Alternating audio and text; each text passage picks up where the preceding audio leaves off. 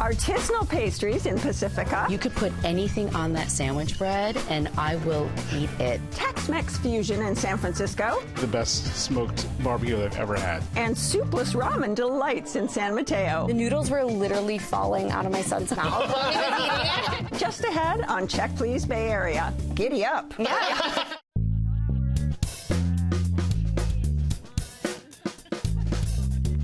Hi, I'm Leslie Sabraco. Welcome to Check Please Bay Area, the show where Bay Area residents review and talk about their favorite restaurants. Now, we have 3 guests, and each one recommends one of their favorite spots, and the other 2 go check them out to see what they think. Joining me at the Check Please table today, our design history professor, Alessandra Wood, teacher and theater director, Ryan Juan, and physical therapist, Candace Meng. Welcome, everyone. The pit masters at Ryan's go-to spot are pushing the limits of classic Texas barbecue, blending it with both Asian and Mexican influences. The payoff? Smoky, fall-off-the-bone meats bursting with cross-cultural flavor. Tucked away in San Francisco's outer sunset, it's Smokin D's barbecue. Yeah. I'll take a half pound. Oh, yeah, look at this. Yeah, so good. Number 44. I grew up in San Francisco, which has always been known as a great food city. For me, I grew up eating barbecue since I'm from Texas, and barbecue is just a way of life. When we started this, we just wanted to focus on things that we love to eat. Taking a little Mexican, a little Asian, and a whole lot of Texan and mending it together. So in Texas, we're known for barbecuing our food low and slow. A lot of salt, a lot of pepper, and a little secret recipe that I can't divulge. It's a little spicy. It's got a kick. Fun fact, I don't even like barbecue, but I sure love a pork bun. Oh my God, look at that. Yeah. When we first started dating, I was like, let me bring you somewhere that I love, and we're gonna have dim sum. And he had a pork bun, and he was like, damn, this is good. Can we put brisket inside? We actually smoke our brisket specifically for the bao. We mix it with a traditional barbecue sauce, so it's sweet and tangy. The bread to meat ratio is a little bit different than what you would normally find in Chinatown, so you're getting almost a quarter pound of meat inside. One of the things that incorporates my Mexican influence is a brisket tamale. We house make our masa as well as our salsa roja. You're looking at my salsa roja maker right here. All right, man. Thank you. I'll see you later, bro. Appreciate it. We're very small, so we don't have a ton of seating. Even though there may be a little bit of a line, we get through it really quickly. You can also order ahead, and it'll be ready for you when you walk in. We're right next to Golden Gate Park. You can walk there easily and have a picnic. I was born in the Sunset. I'm a native kid. What gives us so much pride and joy in this business is the people. We've really grown this community of customers really into family. Can't forget some brisket batter. We love seeing them day in and day out. Does Daddy need to get you your own chips and queso? We really, truly have developed a neighborhood spot, which was exactly what we wanted to do. All right, Ryan, what is it about this place? I mean, this is a small spot, right? Kind of a lot of takeaway happening. How did you discover it? Yeah, so my wife and I, we've never seen a Texas barbecue place in Sunset District. And so we'd gone on a walk by there, and it just smelled fantastic. I'm like, we got to try something from here. Yeah. So we get there, we get their smoked signature brisket, and the crust on it is amazing. It's got this amazing spice rub on it. And this is probably the best smoked barbecue I've ever had. Did you get the brisket? Did you try the brisket? I got a brisket sandwich. Okay. Yes. Tell us about that. That could be the best of both worlds. It was so good because, you know, I was just kind of thinking like, oh, there's going to be coleslaw on it. But instead of coleslaw, there were pickled onions, pickled red onions. Yeah. And so they had this like beautiful tartness to them, like the acidity that you wanted to cut through the brisket without the heaviness of a coleslaw. Like there wasn't as heavy as you expect. And then pickles, which were great. It was a really nice sandwich. Candace, what was your experience? We ordered the pulled pork sandwich. I can never turn down a pulled pork sandwich, and it was that brioche. Everything about it was so tasty and flavorful, and I thought whatever sauce they used on it didn't overwhelm the meat. So you really got a good hit of that smokiness. So good, so good. And did you get anything with it, like sides or?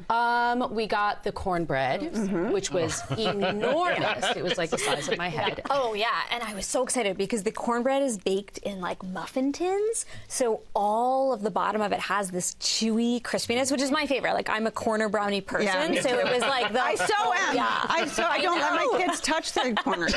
Yes, and it was like a sweet cornbread with some jalapenos in it, so you had a little bit of spiciness, and I loved the chewiness of it. Yeah, and what did you get? I'm sure you got many dishes. I did, yeah. Start with one. Well, I got a rack of ribs, which were delicious. And I would say probably the best ribs I've had in the Bay Area. They were really beautifully seasoned. They were not like fall off the bone, but they were really tender. Yeah. We did get the potato salad as a side once. Gosh, did you try that one? So good. Yeah. So was this one more kind of a little vinegary or? Yeah. There's some egg into it. It wasn't like a mayo-y potato salad, right? So it was a little bit fresher, a really good complement to the meats. Yeah. What was your second, third, or fourth dish? What we also got was the bao with the brisket. Which is really their signature. Correct. Yeah. And anything that can sort of fit in the palm of my hand easily, I am game for. And it was delicious. I really liked the bake on the bao. I thought it had that really nice milk bun flavor that is very common. And so the combination, it really, really did make sense. And what else did you have? The Korean cowboy bun, which was also really delicious. It was like spicy. You really could taste the gochujang in it. And so it had this, it left a nice flavor in your mouth, wanting you to go back for more. Yeah. But the bun sort of tamed it a little bit. It's just a good name. Giddy up. Yeah. Korean cowboy. I love it. Yeah. All right. And Ryan, what about you? Any other dishes? The other thing we did have was the hot link. And that one's really good. They smoke it perfectly. And then when they give it to you, they cut it up into like bite-sized pieces already. So it's ready to go. And it's hard because like when I go to pick it up, I have to stop myself from eating it on the way home. So, when you said that, I knew that was going to happen. Right? Now, did you wash it down with anything? Did you have any drinks? Or? Oh, no, we didn't have any drinks. I always just end up getting more meat. So that's what, but I want to ask you guys if there's about the Banana Brulee Bliss. Did you guys happen to try it? Because for my thing for desserts, like, if it's too sweet, then it kind of ruins it. I want something that's just a little bit sweet. Right. Because if it's not too sweet, I'm going to get some later. So I'll make sure. But I haven't had it yet. No, and it's perfect if it's not too sweet. You've had such intense, savoriness. You want something just a change of flavor, but not too much. And so, did you guys happen to try the Any room? No. No room. No room. Let's get more meat. Yeah. Well, it sounds like you all had a great time there. Yeah, and we'll go back. We go back all the time. I just want to get the brisky bao. All right, if you would like to try Smokin D's barbecue, it's located on Irving Street in San Francisco, and the average multi-course tab per person without drinks is around $30. At Alessandra's hip, modern bakery, sourdough is the star attraction, forming the base for inventive sandwiches stacked with seasonal produce and chef-driven flavors. Located just blocks from the beach in Pacifica, it's Rosalind Bakery.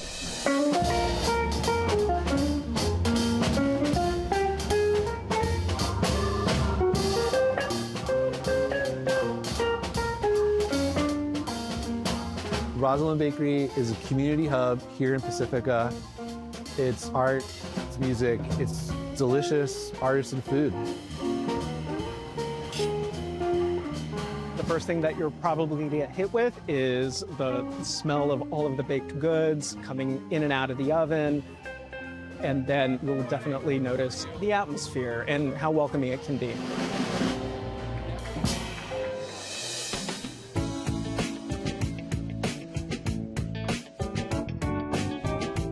I started the bakery in 2017, and I was a great discontent with my career doing software development. I felt compelled to make a product with my hands. Bread is fascinating. It's this hub of the wheel of life, of agriculture, art, math, and biology. Check the pH level of the bread, usually 4.2 as an ideal. The item that I'm most proud of is the coastside sourdough. We're about 1,000 feet from the ocean. And it's always going to be a little bit more humid here, a little bit cooler, and that helps with our fermentation. And it develops that complex flavor in the bread. I have my hoagie roll, which features semolina and sesame seeds as a flavor combination that I love. It has such a great texture. It's amazing. We've developed a separate sourdough culture just for the croissants that has sugar added to it to help with the fermentation in that enriched dough. We're making savory and sweet danishes depending upon what ingredients we get from the farmer's market. We have a full espresso bar. We make our own syrups in-house, and all of our coffees are sourced from local roasters. What I hope most people feel like when they're leaving is, man, that place is really cool. I would really like to go back sometime. A lot of love and passion in what we're doing.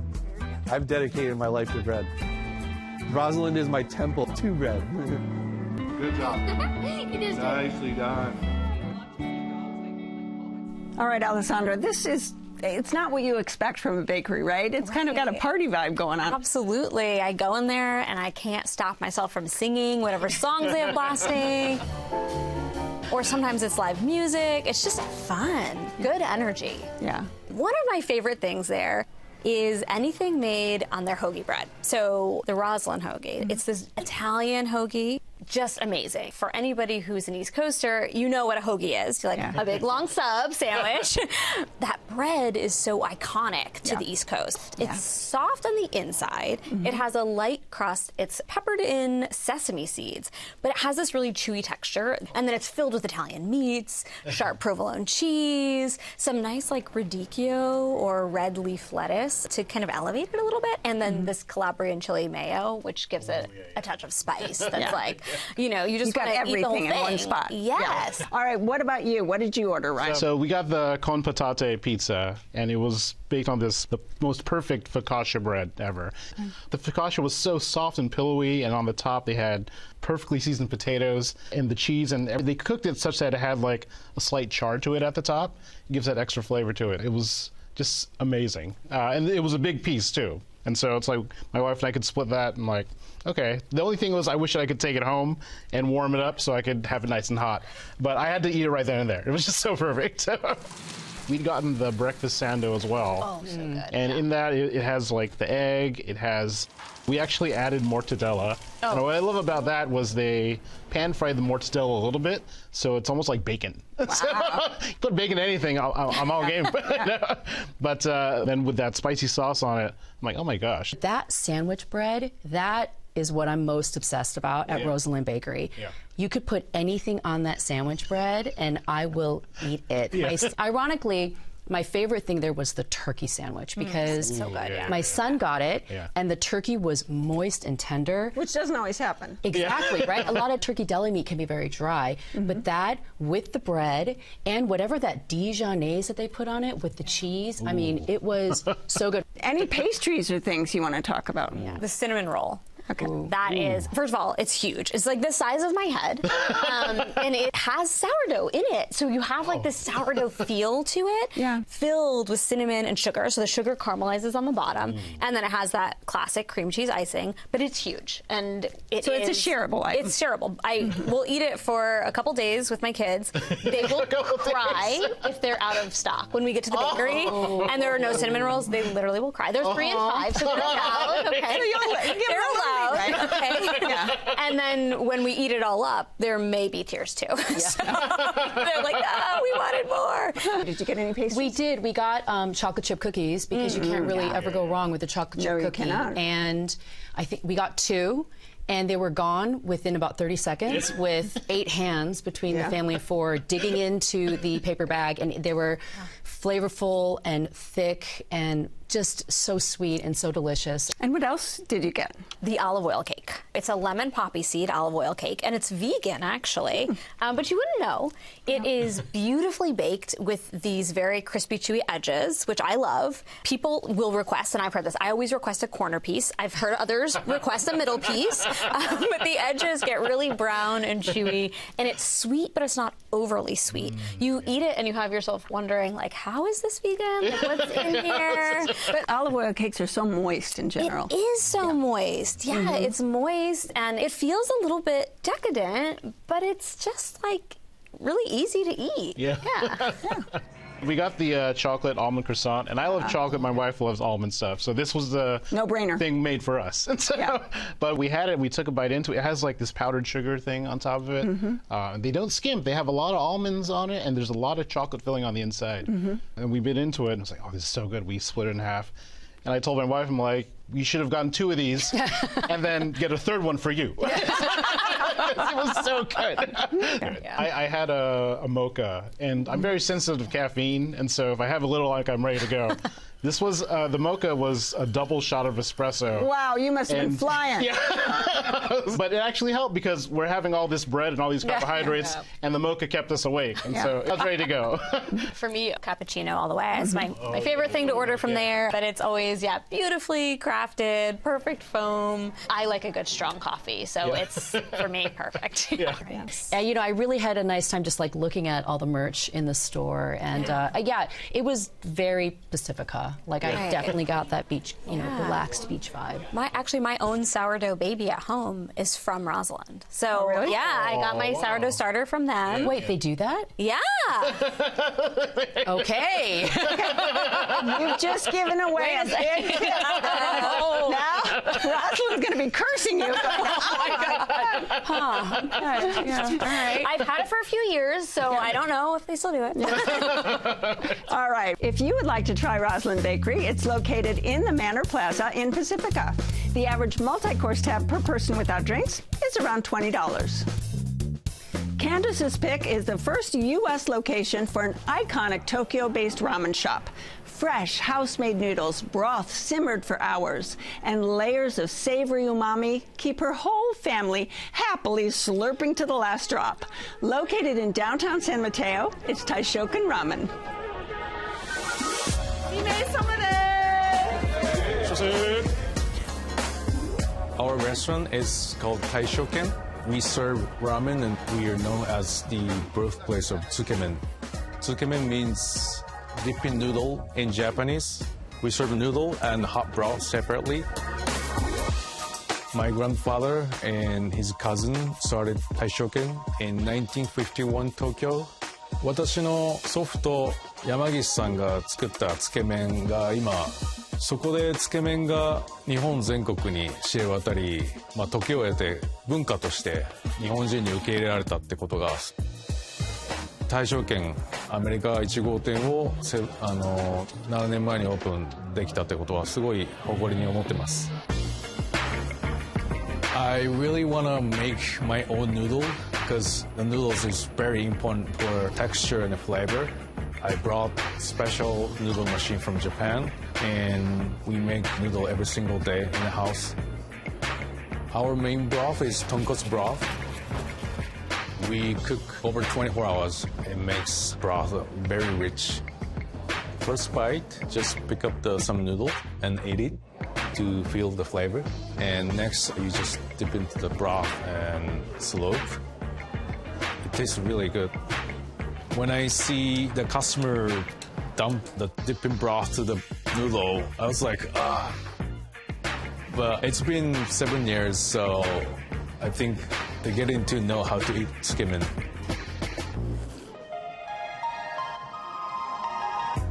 I want to make customer happy, so I think the portion is kind of big. My grandfather passed away, but I believe we carry on the legacy for making guests happy.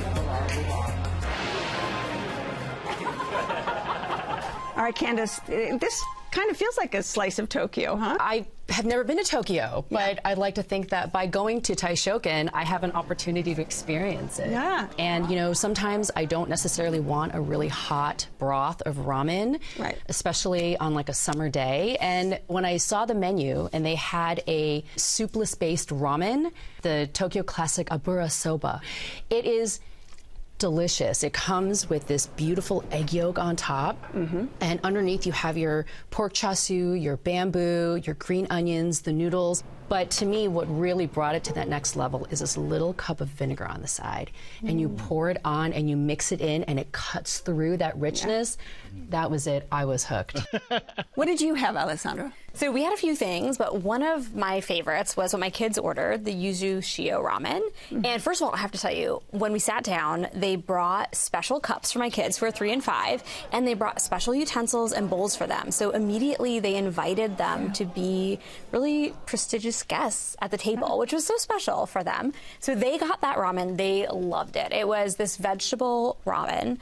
It had a really beautiful, clear but earthy, kind of herby broth. There was a piece of fried tofu that sucked up the broth so perfectly. And then there were herbs on top of it. It was just really nice and light. And like the noodles were literally falling out of my son's mouth while he was eating it. So we were like, okay, this is good. I was putting some in my dish. Yeah, we were all eating it. I was going to say 3 and 5-year-olds, you know, I would imagine.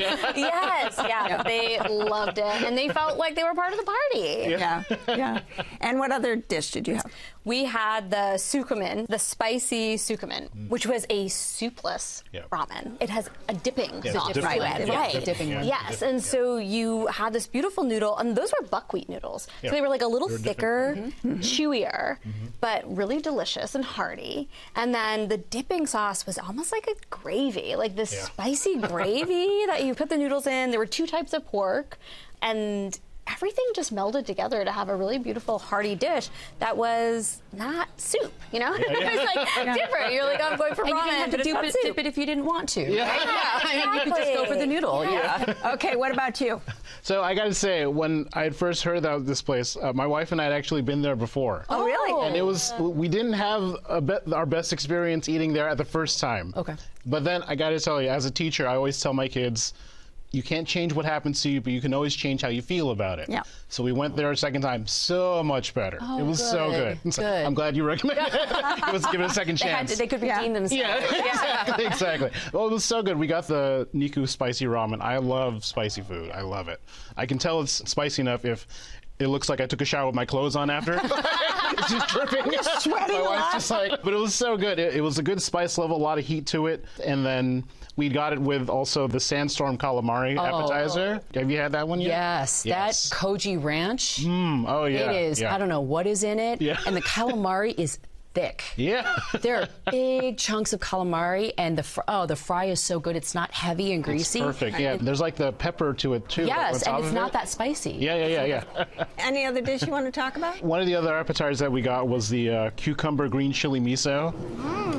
They have this sauce they put on top of it. It makes it just a little bit spicy. There's a little heat to it. It has this perfect crunch because they cut it up nice and fresh.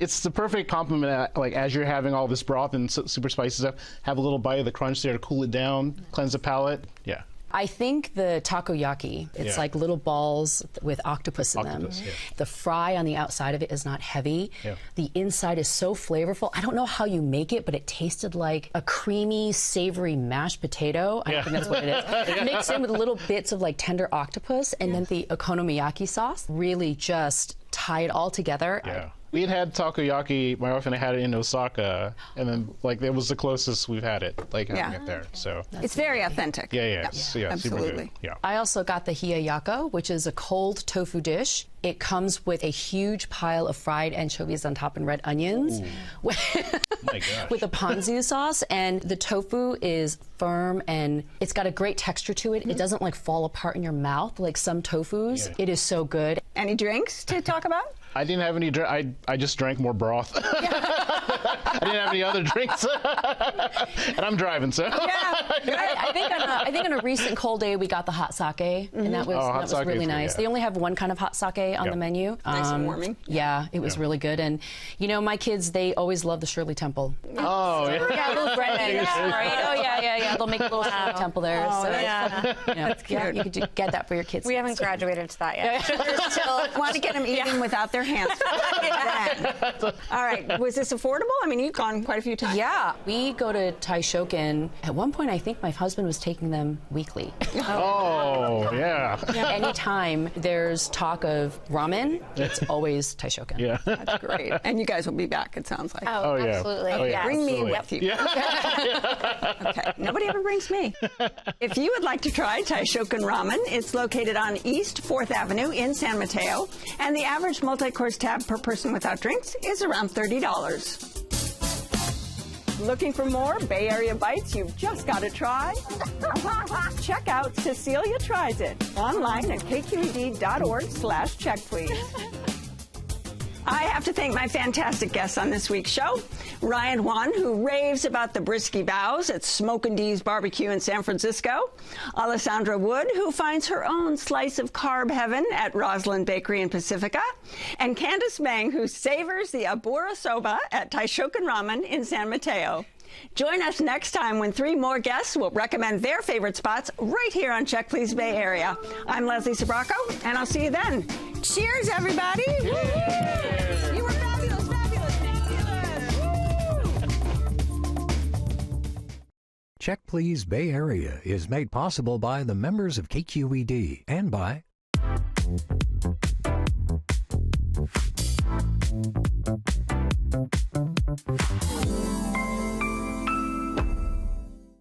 serving the entire Bay Area since 1968, Water Heaters Only specializes in water heater repair and replacement. Learn more at waterheatersonly.com. The Bay Area airport that's close and reliable.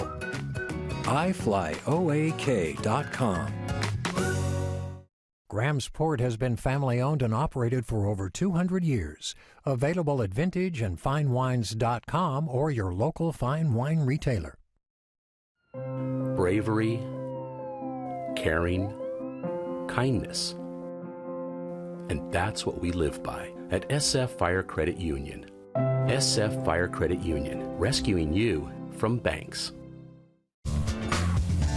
I never know the perfect noodle because we try to make better noodle every single day. We have flour and water, salt, and also we put the buckwheat. We try to adjust water ratio in different seasons. So it's been improved over 70 years, but it's fun.